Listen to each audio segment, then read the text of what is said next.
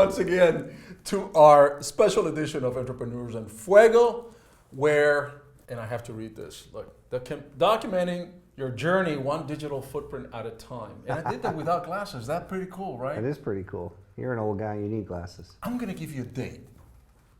I'm going to give you a date, and then we'll find out who you are and all that stuff, but I'm going to give you a date. A date. October 6, 1945.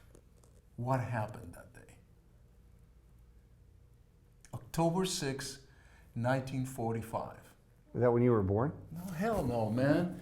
You're That's the last time the Cubs were in the World Series. That is the day the Cubs got cursed. The Billy Goat. The Billy Goat. You're a Cubs fan, and you're right. here with your Cubs hat because the Cubs won last night, October 7, 2015, and they're going to the postseason. They're going to the playoffs. Congratulations, Thanks, man. I I'm was excited. I was rooting for my Pirates, but and I told you yesterday I wasn't going to go to I'm the impressed Pirates. you know that number. You caught me off guard. You're the Cubs fan. I know I should have known it. Now that you say it. Well, you'll remember that forever. And here's the other thing. That, since that time, since that curse, right? Because they ran the poor bar owner, they ran him out of the stadium, almost ran him out of town. Since that day, the Cubs unofficially have tried to reverse the curse. So maybe this is the year. Maybe. You heard it right here today. Actually, if you go to your cinematography, movies, Yes. Back to the Future predicted the Cubs in 2015. It did. Back to the Future 3. That's right. Yeah, I know this shit, man. I'm there. Ron Marks, man. Good to see you, man. You are a consultant's consultant. Tell us what you do, man. I work with salespeople. Yeah. And companies that want to improve their ability. Sales is an interesting career because it's not something people grow up thinking they want to do. It's not like you go out in high school and say, I want to be a salesman someday. Yeah. It's usually something that happens later. And so various number of companies have determined that they want to improve their abilities to sell, and they want to create a sales and promotional culture. And so we advise those companies and work with them. And we're very unique in the respect that I've been doing it 37 years. I never thought I'd be in sales. My mom thought I was a good salesperson. She said I had the gift of gab, and I was a great BSer, and that I should get into sales. And so she got me to move to Arizona. I grew up in Chicago, and I moved here because you could sell real estate at the age of 18. Yes. Illinois was 21. And so I moved here, and I got involved with a guy named Tom Hopkins, who's a sales guru and motivator. Course. Yeah, so started with him and traveled the world and have been doing it ever since, working with salespeople and helping companies. And most of the business I'm doing now are with companies that you don't think of them as salespeople, plumbers and doctors and people that traditionally haven't had to sell anything, but now they need What to. makes a good salesman? Before you answer, that's one answer. What makes a great salesman? You can be a good salesman, but what makes a great salesman? What separates the good from the great? Yeah, interesting question. A lot of people think salespeople have to be born into it. They think that there's some genetic code that either you are or you aren't. Yeah. And we believe, of course, in my business, if salespeople had to be born into it, then there wouldn't be much need to train them. We believe that people can grow into it. So your question is what makes a good one versus a great one. Versus a great one, right? And there's a lot of good salespeople out there. And what makes somebody really good at it is their ability to communicate, their ability to build rapport, get people to like them and trust them. And what makes them great is their ability to really sell from the client's perspective. Like not just trying to make a sale. Good salesman will make a sale to make a commission. Right, But a great salesperson really understands what people need, what they want, and they help them make a good decision. Most people are afraid to make decisions. So good salesmanship, great salesmanship, is helping people make a decision that's in their best interest. And helping them avoid the fear, the procrastination, all the things that avoid it. And the greatest salespeople care more about the customer than they do the commission. You know what I find, and maybe you can give us a little bit of an insight on this, but the great salespeople, they tell stories. And then the customer relates to that story in such a way that you bond with that great salesperson.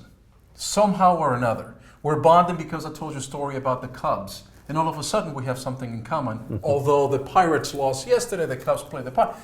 but we kind of just jammed a little bit together. So, and I think that's what make you go from good to great. Of course, there's got to be a million other variables, but I think that the storytelling and the ability to just share that story that goes back millions of years. I mean, well, tens of thousands of years. Yeah, actually. yeah. Well, it's the understanding, it's the bonding, it's that you can relate to it, Right. you know, and that story. I sometimes in my my training and coaching, I try to avoid the word story, but you're right, it is a story.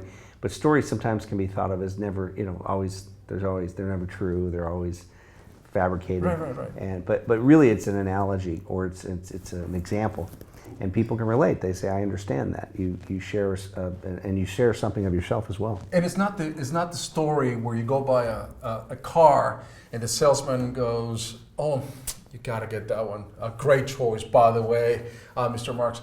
My mother drives that car." You know, everywhere I buy a fucking car, you know, I found that salespeople, their mother drives the same car that I'm about to. That's not the story we're talking about. No, that lacks sincerity, doesn't it? It sure does. Well, she really does. It sure does. All right, so the Cubs have had a losing season, whether they were cursed or not, for this many years. Do salespeople go into these big funks? They completely, whether true or not, I mean, you could be a good salesman, and then you go into this funk because you believe you can't sell anything? How do you help those people? Well, sales is can be a cyclical game.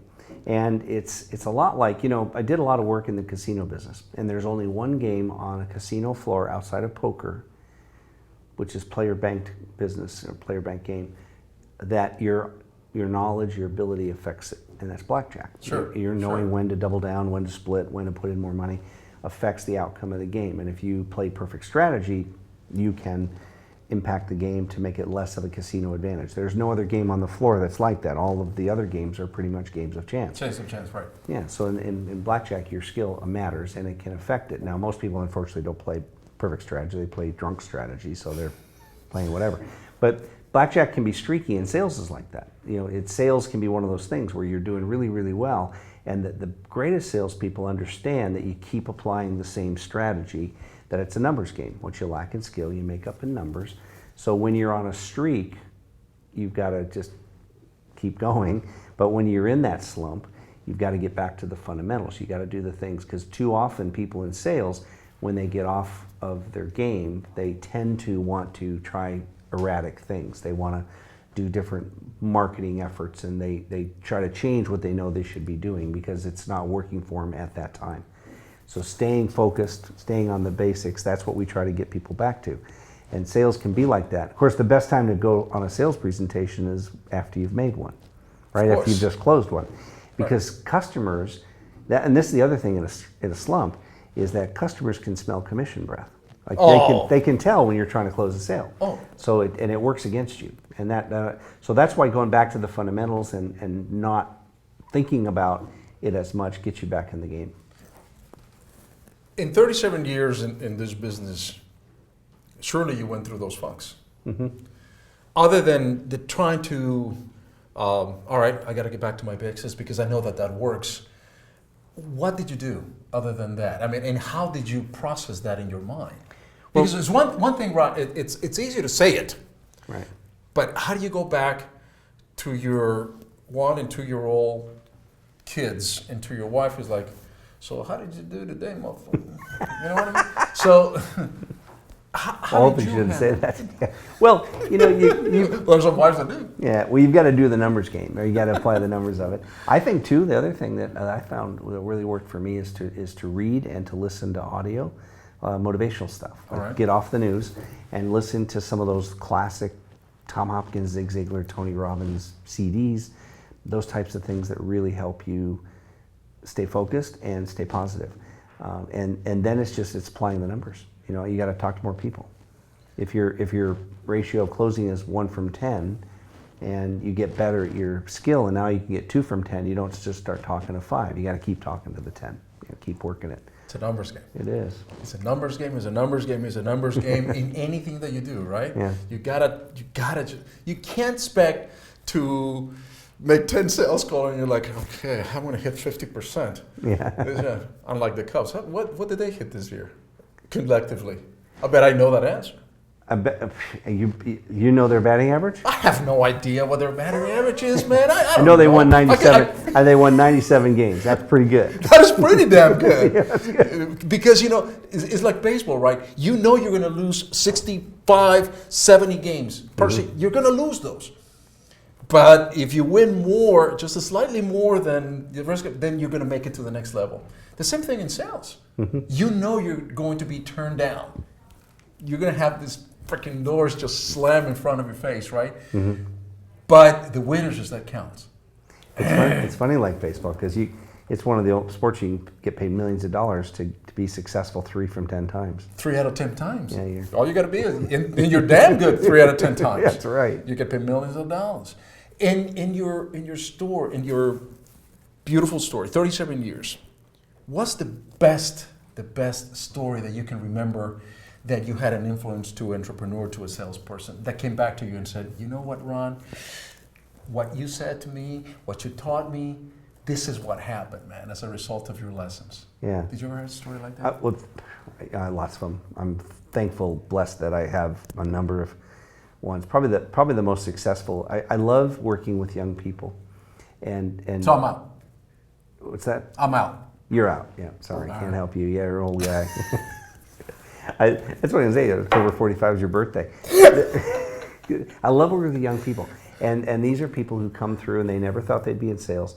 And I love working and helping them see that there's an opportunity. And one of the greatest examples is a group of salespeople in Australia that I spent a couple of years with. Well, you were born in Australia. No, I'm born in Chicago. Oh, you were born in No, Chicago? I just spent a couple of years in Australia in business. Okay.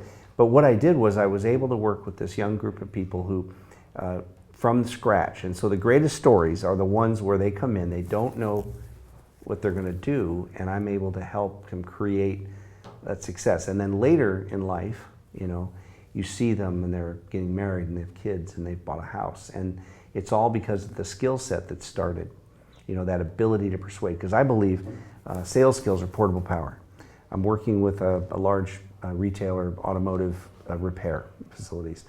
I'm not sure if I'm supposed to list the name or not, but anyway, I'm working with. Nobody's watching this shit. So Yeah. Well, Bridgestone, right? All right, Bridgestone. Now I've said it. so what, you're getting all these emails that you're... Yeah. You should have used order. But it's a great company, and what's happened is they've got these young people they're bringing in, and we're helping them to understand that sales and service are one thing. It doesn't have to be an oxymoron. Right. It's one. If you give good service, and you help people make good decisions, it's giving service. So to help that group grow has been really, really good. But the best stories I have are the younger people, to watch them change and watch them grow, and it's really exciting. How much longer are you going to do this thing, man? Oh man, as long as I can. The good news is this career doesn't require that physical, on the tools type thing. So yeah. I suppose as long as I keep my mental faculties, I can do it till I'm 80 years old. Which is? Next week.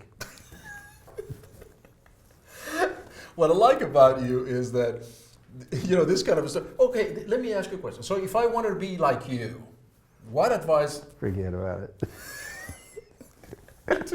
You don't want to be like me. Well, not me. I'm already old. You already count me out. But a young person that is like, okay, I could be a consultant. I can probably inspire people to be salespeople, to be great salespeople. You get that a lot. I'm a member of the National Speakers Association, and I get I'm just fucking with you right now. I get a lot of people that talk to me and say, "Hey, I love the training. I love speaking. I want to do that." And if you have a passion for teaching people, and that's really it's like teachers. Yeah. They've got a passion for helping people and teaching. And so you've got to really want, and not everybody in sales wants that. They love the fact that they're in the spotlight, and really what happens in this business, whether you're managing or training or coaching, you're no longer in the spotlight. You're a spotlight operator. You're making other people look good. So if you wanted to do that, then probably the best thing is to find to get the experience, and out of nowhere, flies in the grip. I'm sorry, floor manager. So what happens is that I've lost my train of thought. I think if somebody wants to get in this business and do this, they should find and have the practical experience, and they should niche into a product or an industry that they can become really, really well known in. And they have to, they got to stay on top of the digital stuff, man, all the social media, and because my generation is a little lost on that. I'm playing catch up on that, and in the future generations, that landscape, that environment is huge in selling. But that's just fine in selling. But old school, traditional selling techniques are still good today. Oh, even absolutely. Right? Because we've with the digital technology, we've missed that. Pick up the freaking phone, man. I mean, what? Don't you find? No, that? I agree. And part of what you use in a communication can be done, text, because different people respond to different things. I know, trying to work with potential clients currently, some people respond immediately when I text them, but they won't call them, they won't pick up a phone, and they won't respond to an email. Other people won't pick up a phone, they won't text, but they'll email. Other people, they won't text or email, but you call them, and so you have to be able to sort that out and be able to work in those environments, and not get spooked. There's a lot of young people that will spend 3 hours on LinkedIn or Facebook and think they're prospecting for sales, and they're not. So they still have to go and do the yeoman's work and get out there. But helping others is pounding the payment, if you will. Yeah, it is. We're back to the original thing we said. It's a numbers game. It's a numbers game, and old school techniques do apply today. But you've got to find your angle with the digital technology. Try to incorporate those old school techniques into today's world. Mm-hmm. That's what I've learned today. That's it. That's it, man. Hey, how far are the Cubs going to go, man? My opinion. Remember, this is being recorded. This is for posterity. So you can't. This is not going to be edited. So that you're not going to go back. How far are they going to? They want to win the World Series this year? 2015. Well, yeah, so why not? They've got, at this point, sitting here today, they've got as good a chance as any. I was talking to a friend last night that said that no matter where they go in the national side, they won't get by the Blue Jays. But I don't know. It's and there's that old adage in football, on any given Sunday, right? Any team on any given Sunday could show up. So there's a lot of things that that are no. I don't see why they can't go all the way this year. Boston did it. Yeah, I don't see why they Boston can't. did it back in the day. Yeah, from the wild card position. Well, I tell you what, we're going to go here at the office, Pal. I officially say that we're going to get into the Cubbies, the lovable losers, right? We're going nice. We're going to get on the bandwagon, man, and go Cubs, baby. All right. What a sales. We're going to sell the Go Cubs Cubs. something. Why not? Why not? We're out. Oh shit! You know what? Wait a minute. No, we're not out yet. Well, we're going to rewind. We're going to go back to the future. She's like the producer of the show. I forgot to give you the T-shirt, how about man. that? I'm like, we're out, but we're not out yet. This is for you, Ron. Beautiful. Thank you. Can I sell it to you for? Come on, mate. Thank you. Now we are. Can you say out with me? Out.